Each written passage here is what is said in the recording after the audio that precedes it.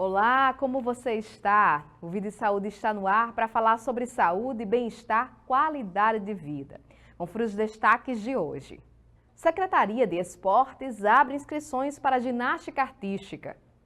A PAI promove projeto Tampinha Solidária para a aquisição de cadeiras de rodas. E ainda vamos conversar com o fisioterapeuta Ramon Patrick sobre mobilidade, dores, tratamentos e muito mais. O Vida e Saúde está no ar.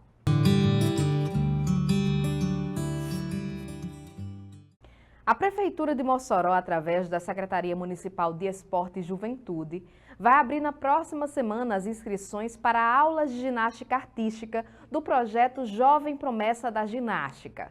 No total, são 60 vagas disponíveis e destinadas a crianças de 5 a 11 anos que estejam matriculadas na rede municipal de ensino. As inscrições serão realizadas na segunda-feira, dia 24 e quarta-feira, 26, nos períodos da manhã e tarde, no ginásio Flávio Leandro, localizado na Escola Raimundo Fernandes, no bairro Santo Antônio. Para realizar a matrícula, são exigidas as seguintes documentações: cópia da carteira de identidade e CPF da criança e dos pais ou responsáveis, além do comprovante de residência e declaração de vínculo escolar aí com o município. Para outras informações, basta acessar o site da Prefeitura de Mossoró. Com o objetivo de adquirir cadeiras de rodas para os seus assistidos, a Associação de Pais e Amigos dos Excepcionais, a APAI de Mossoró, aderiu ao projeto Tampinha Solidária. A iniciativa permite a troca de 200 quilos de tampinhas de garrafas PET por uma cadeira de rodas. A campanha está sendo divulgada em instituições como escolas e o Partagem Shopping Mossoró, que está arrecadando as tampinhas. A APAI já realizou a primeira troca e espera conseguir a segunda e até a terceira troca em julho, devido aí ao aumento das doações, segundo a coordenadora administrativa da APAI. Outras formas de contribuir é através do pagamento de boleto de energia elétrica e também do Pix. Para mais informações sobre como ajudar, entre em contato com a APAI pelo telefone 849-9421-6577 e saiba aí como você pode fazer a doação e ser um voluntário.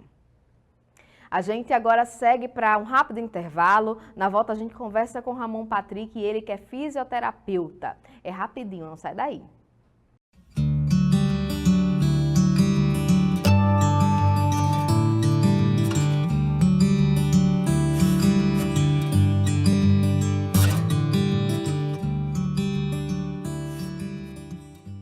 Eu acho que as pessoas não sabem o que dizem quando são contra a vacina. Não sabem o tamanho da dor das famílias que perderam quem amam para uma doença. Não sabem o tamanho da dor dos pais aflitos. Seus filhos hospitalizados. Será que é preciso assistir à volta dessa e outras doenças para acreditarem na vacina?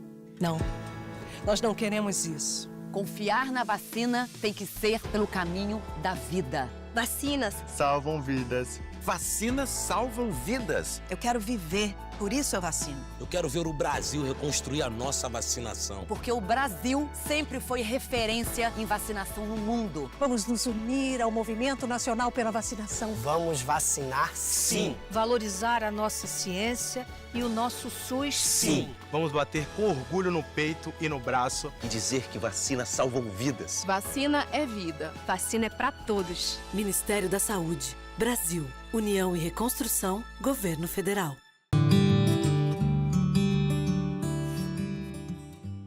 Estamos de volta com o segundo bloco do Vida e Saúde. E hoje nós trazemos aqui para conversar com a gente um profissional que atende muitas pessoas aí, quem não passou por um fisioterapeuta, né? Para falar com a gente hoje, nós estamos aqui com o Ramon Patrick, que é o nosso convidado de hoje. Ramon, seja bem-vindo ao Vida e Saúde. Eu que agradeço o convite de vocês. Ramon, ele é especialista, ele é fisioterapeuta especialista em fisioterapia no TEA, né, no autismo, infantil e atrasos motores. Nós vamos ter uma conversa muito rica aqui hoje, Ramon. A gente trouxe no nosso último programa, no Vida e Saúde, uma psicomotricista, e uma das perguntas que eu fiz para ela foi essa diferença do psicomotricista e do fisioterapeuta. E para as pessoas em casa entenderem melhor, eu queria que você explicasse para a gente que áreas de atuação o fisioterapeuta atua. Bom, O fisioterapeuta ele tem uma vasta gama de áreas para atuar, podendo ser na área de respiratória, cardíaca, neurológica, a parte que as mulheres adoram, que é a dermatofuncional, né? Tratamento e cuidado com a pele, a área reumatológica. São várias áreas que a fisioterapia ela pode atuar, sendo necessário de acordo com cada paciente. E quais são as situações que chegam para você hoje, as situações que mais chegam, mais comuns para você? As coisas mais comuns de um fisioterapeuta receber, eu tô com a dor aqui, eu tô com a dor ali, ei, faça uma massagem em mim, ei, minha avó caiu, quebrou não sei o quê. Então, assim, são coisas mais comuns que o fisioterapeuta ele recebe, é isso. É questão principalmente de dor. Estou sentindo dor aqui, estou sentindo dor ali. Então, a fisioterapia ela é muito vista no tratamento da dor. E aí, Ramon, acredito que chega muito para você de forma informal, né? Essas situações, além do seu local de atendimento. E aí, uma coisa para esclarecer. Você falou aqui que chegam essas situações para você.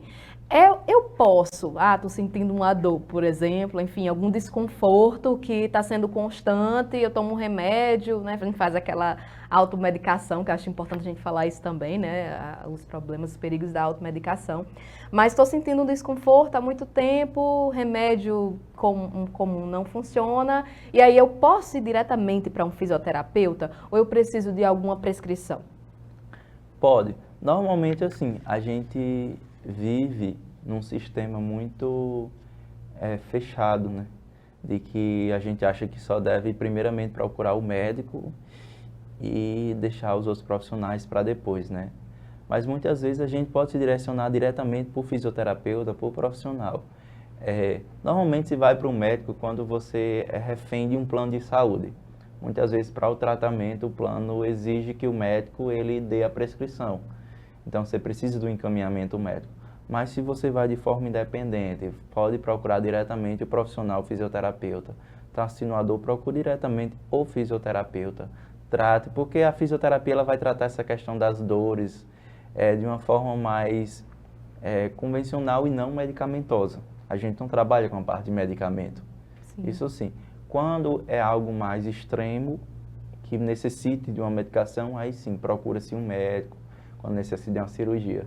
Mas se um tratamento mais corriqueiro, pode sim procurar em primeira instância o fisioterapeuta. Perfeito.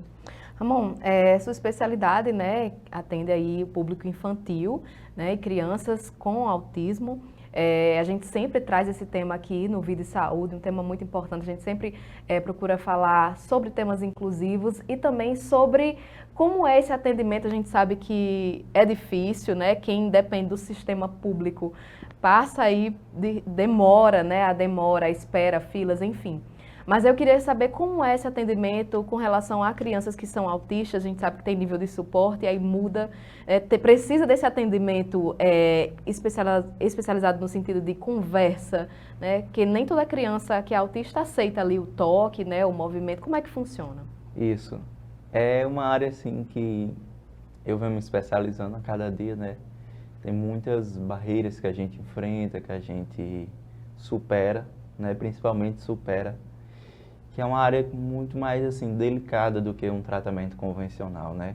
Porque justamente as crianças, às vezes, elas apresentam alguma resistência ao toque. A fisioterapia, ela trabalha com o toque. Então, às vezes, a gente tem essa resistência da criança do toque, mas é muito amplo, assim, a cabeça, a gente tem que abrir muito a cabeça para trazer a criança para o nosso objetivo. Para tratar aquela criança, a gente muitas vezes precisa se moldar. Na verdade, toda sessão a gente tem que se moldar, porque você tem que estar aberto para receber a criança como ela veio naquele dia. Às vezes ela vem e faz tudo o que você planejou. Às vezes ela vem e ela não faz nada. Precisa de outra dinâmica. Às vezes a gente é fisioterapeuta, mas às vezes está atuando como um psicólogo, como um familiar, uma coisa para dar um suporte emocional, um carinho, um aconchego àquela criança que está necessitando naquele momento. Às vezes a criança está desregulada. Então a gente tem que parar, voltar um pouco, respirar, fazer uma outra atividade mais calma para que ela volte a se concentrar, que ela volte a desenvolver. Então, assim, durante esse meu período de atuação, né, esses anos que eu venho atuando com isso, eu fui buscando cursos e formações diretamente para esse público, voltada mais para esse público. Então, a gente vai aprendendo cada vez mais a melhor forma de manusear. E além de tratar a criança, a gente tem que saber lidar também com os pais da criança, porque o tratamento desse tipo de público não é feito só na clínica, ele deve ser feito dentro da sala e fora da sala. Então, às vezes, o que eu trabalho dentro da sala, ele precisa ser reforçado lá fora. A criança, ela precisa ser estimulada a mesma função lá fora. Se eu estimulo, entre os pais, se eu estimulo aqui e os pais não estimulam em casa, a gente vai passar um período mais prolongado para a criança aprender aquela habilidade. E muitas vezes, assim, vem aí falta, às vezes o pouquinho que a gente ganha, a gente perde na falta. Aí depois tem que voltar lá para o começo de novo, para evoluir devagar. No caso, Ramon, uma coisa interessante, chega para você essa questão da comparação, por exemplo, no caso de crianças atípicas, meu filho de fulano de tal conseguiu ter avanços nessa mesma coisa em tanto tempo, por que o meu não está conseguindo? E aí existe essa questão do tempo e processo de cada criança, né? Isso, tem essas comparações, às vezes os pais querem que os resultados sejam o mesmo, só que as crianças elas não são a mesma, cada uma tem a sua peculiaridade. Então, assim, cada um tem o seu jeito individual de se portar. Então, às vezes a gente consegue avançar muito com uma criança e outra a gente leva um tempo maior. Então, muitas vezes precisa ter uma sensibilidade, um cuidado de chegar e conversar com os pais. E eu sempre busco ser muito aberto. Diz, olha, o seu filho, ele precisa de uma atenção maior. Então, a gente vai levar um tempo maior para que ele adquira essa habilidade. Porque muitas vezes, antes de adquirir uma habilidade, né? Por exemplo, a criança, ela quer que a criança jogue bola. Uma coisa simples que toda criança deveria fazer, mas a criança não faz. Antes dela conseguir jogar bola, a gente tem que trabalhar todo um planejamento motor para ela. Tem que trabalhar a questão se ela tem a força ou não de jogar a bola. A coordenação motora, se está adequada para ela jogar. Então, muitas vezes, um é um processo mais rápido e outro é um processo mais lento. E muitas vezes os pais precisam atentar ao profissional que está cuidando da criança. Porque, infelizmente, com esse boom que deu autismo, essas questões, também muitos profissionais adentraram para a área, mas não se especializaram na área. Então, muitas vezes, o processo não anda porque o profissional não é qualificado para tal público. Então, assim, muitas vezes, infelizmente, muitos pais ficam refém dos profissionais que o plano oferece, mas nem todos os profissionais eles têm a qualidade suficiente de trabalhar com um público específico. Não significa que o profissional é ruim, mas precisa-se ter um olhar direcionado para esse tipo de público. Então se torna um pouco mais dificultoso, assim, muitas vezes, avançar sem você ter tanto conhecimento sobre aquilo. Você trouxe uma informação importante, né? Como o simples jogar bola, né? O processo que acontece antes disso. E aí eu estava fazendo uma pesquisa lá, vi no seu Instagram, inclusive, que você traz dicas, até sobre a questão de andar de ponta de pé. Que às vezes passa desapercebido ali, mas pode ser aí um indício de que a criança precisa de ajuda, de algum auxílio. Isso, normalmente a gente observa, mas, por exemplo, ponta de pé. Às vezes o povo pergunta muito, andou em ponta de pé autista? Não. O ponta de pé hoje não é classificado um termo para autista. Tem crianças que andam em ponta de pé que não são autistas. Mas é uma marca que os autistas apresentam normalmente, certo? Então isso vai muito de uma alteração. Então, viu a criança andar em ponta de pé, sentar em W, preferir estar brincando deitada, mais paradinha, mais molinha. Então são crianças que precisam ter uma atenção. Porque essas crianças vão se tornar adultos. Então, isso vai interferir na funcionalidade de vida dessa criança. Então, se a gente não cuidar quanto criança e corrigir aqui, que é uma fase ainda que está em constante mudança, que a gente consegue modular, quando chegar na fase adulta, que a gente estaciona mais para depois declinar na velhice, essa criança ela vai levar essa dificuldade motora para a vida adulta. E muitas vezes isso vai impactar na vida social da criança. Perfeito. Nós estamos conversando com o Ramon Patrick, ele que é fisioterapeuta, especialista em no atendimento infantil. E a gente vai para um rápido intervalo agora, Ramon. Na volta a gente continua trazendo aí informações importantes sobre essa área da atuação. A gente volta já.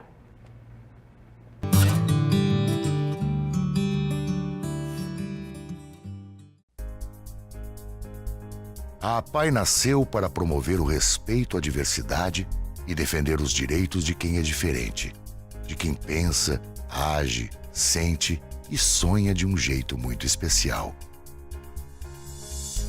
Nossa história conta com pessoas determinadas a construir um mundo mais inclusivo, capaz de oferecer oportunidades para quem tem necessidades e talentos únicos. Um mundo para todo mundo, onde todos, sem exceção, possam ser indivíduos, cidadãos, profissionais e agentes da transformação, desconstruindo velhos conceitos e quebrando tabus. Só assim, teremos a chance de viver em uma sociedade mais consciente, mais justa e mais humana. A APAE acredita que esse mundo é possível e esse é o desafio que inspira o nosso movimento.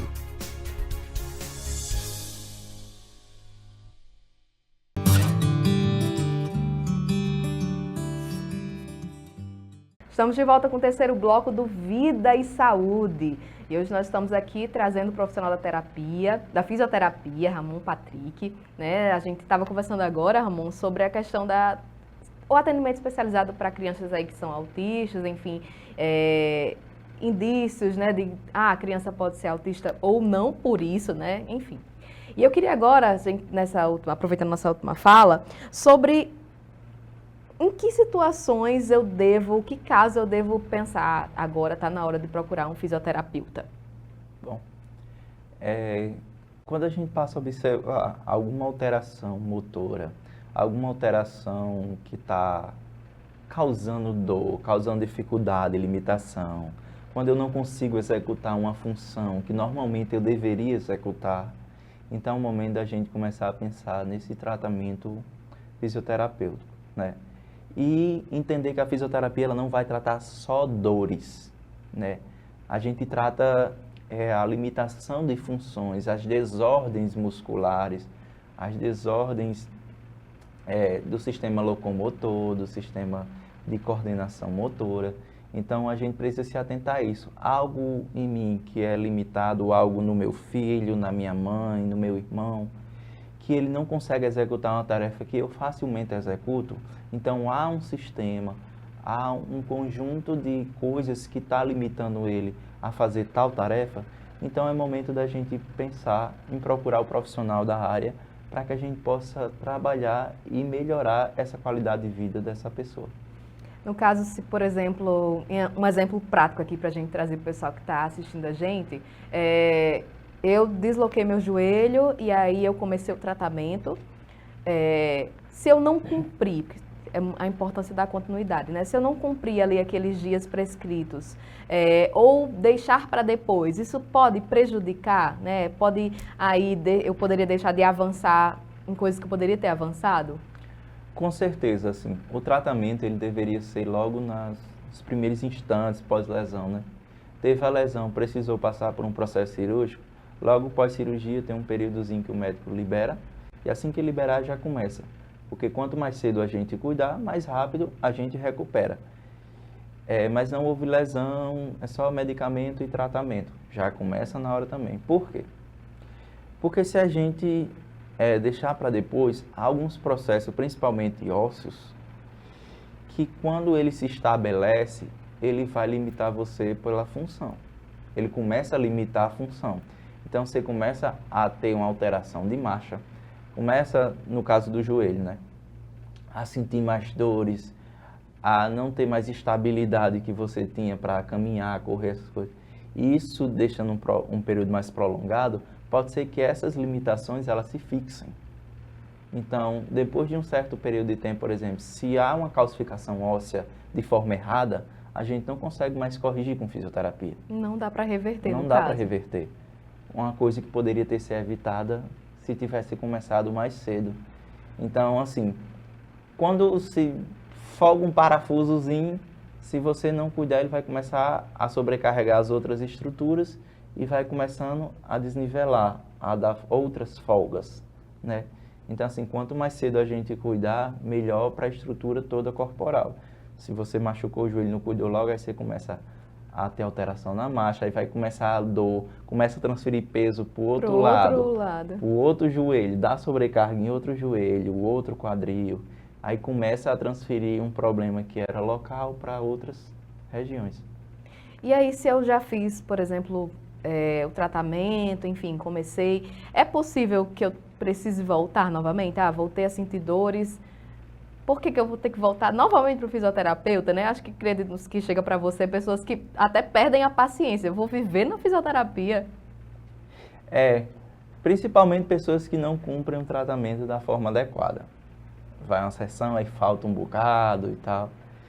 Pode ocorrer de voltar. A gente sempre deve trabalhar no intuito de reabilitar para ficar ok. Mas pode ocorrer casos de você estar... E o que é que acontece? Às vezes você está tratando e a pessoa não acabou um período todo, não acabou o acompanhamento, mas você já está bem, parou de sentir dor, acha que está normal e vai viver sua vida e esquece de terminar o tratamento. Aí passa um tempo, você vai lá e se machuca de novo no mesmo canto. Lá vai ter que voltar. Aí quando volta lá, vai a gente voltar para o começo para reabilitar de novo. Então assim... Para que isso não aconteça, é importante que se cumpra o período de tratamento completo. E não abandone o tratamento no meio só porque as dores sumiram ou porque já está conseguindo fazer alguma coisa. Ramon, em casos de, a gente citou agora há pouco, sobre a questão da automedicação. A automedicação é um problema, né? Até onde é perigoso. Por exemplo, estou sentindo algo aqui e fico tomando anti-inflamatório, enfim. Isso é uma questão que você pontua nos seus atendimentos? Sim, eu sempre tenho que conversar, saber antes de começar tudo se o paciente está tomando alguma medicação, se foi prescrita pelo médico e tal. Porque algumas medicações elas bloqueiam o efeito de alguns aparelhos da fisioterapia que a gente usa. Olha então, que informação importante. Você pode citar um exemplo, por exemplo? Normalmente você vai lá e o povo conhece muito a questão. Um usa o choquinho, o outro usa o ultrassom, por exemplo. Aí o ultrassom a gente dá uns estímulos para aquecer a área e tal, para que esse processo ele venha de reparação. Aí muitas vezes a gente toma um anti-inflamatório. Aí o anti-inflamatório, às vezes, ele vai cortar esse efeito dessas informações. Então assim, se o paciente, a gente dá um estímulo para o paciente e ele vai lá e corta esse estímulo, então vai dificultar essa recuperação de forma gradual. Então assim, a gente conversa e principalmente assim, muitos medicamentos, eles mascaram o problema. Então, o que é que acontece? Estou sentindo muita dor, aí tomo um remédio, aí ele mascara a dor. A dor passa por um período, some o estímulo de dor, você para de receber essas informações, mas o problema continua lá. Aí a pessoa pensa que já está bom, por causa do medicamento bloqueou, e larga o tratamento. Aí depois começa a sentir dor de novo, quando para o medicamento. Então, assim, é muito importante que se converse e que se informe. Olha, eu estou tomando isso. Foi passado pelo médico? Foi.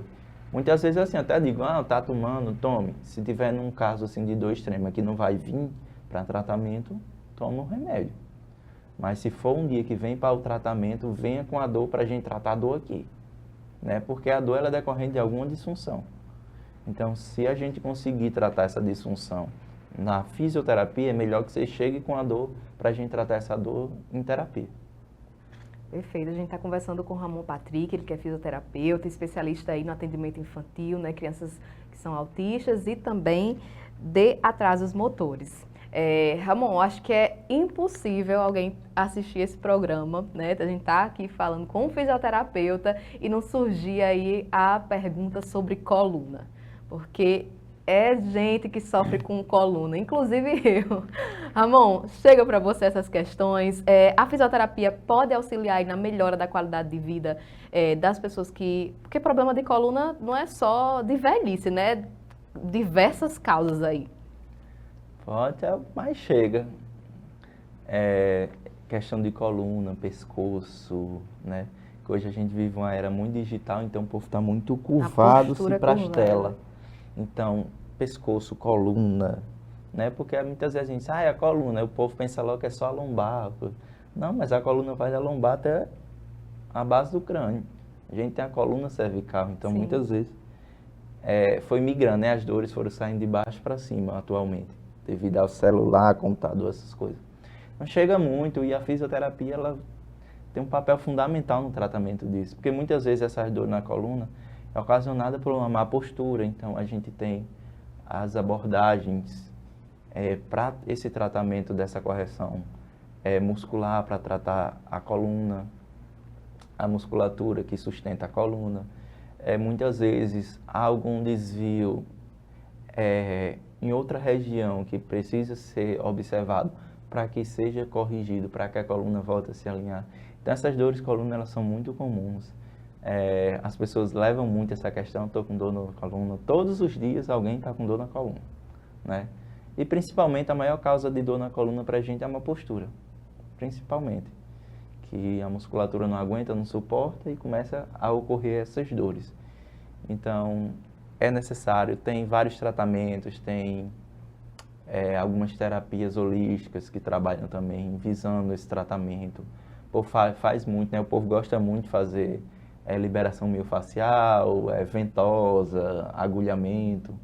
Então, assim, há várias técnicas que tratam essa questão de dores nas costas, mas principalmente para tratar a dor na coluna é necessário exercícios, né? Exercícios para fortalecer essas musculaturas que sustentam a coluna no lugar. Muito Normalmente importante. a gente não faz, né?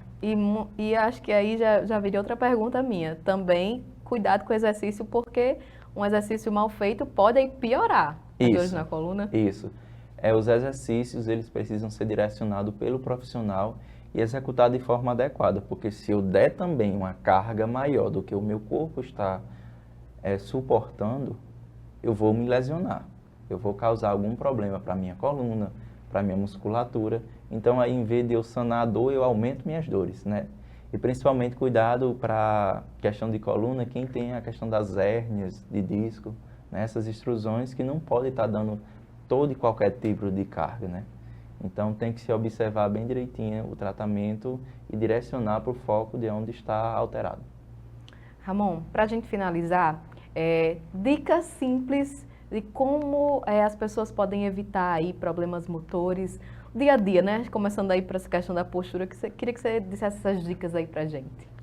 Bom, como a gente vive numa era tecnológica da vida, evitar essas más posturas de estar curvado para cima de um celular, de um computador, né? A questão de transferências de peso dentro de casa para as senhoras donas de casa. Evitar muito estar se abaixando, puxando de vez. Existem formas de melhor para se levantar o peso, né? Se agachando e subindo com peso. Essa questão de transferência, evitar pesos excessivos, né? Então, acho que essas atenções que a gente tem no dia a dia em relação à postura, a transferências de peso, a exercícios ou sobrecargas que a gente não está acostumado, elas são muito válidas para evitar essas situações. Perfeito. Ramon, queria agradecer sua participação aqui no Vida e Saúde, já dizer que nossas portas estão abertas, a gente vai convidar você outras vezes aqui, foi um papo muito rico e eu agradeço mais uma vez a sua presença. Eu que agradeço e me coloco à disposição para estar ajudando vocês no que possível. Obrigada. Olha, esse programa e os nossos outros programas você pode rever acessando o YouTube da TV Câmara. A nossa programação está disponível no canal 23.2 da TCM e também pelo canal 2 da Telecab. Muito obrigada pela sua companhia. Até o próximo programa. Tchau, tchau.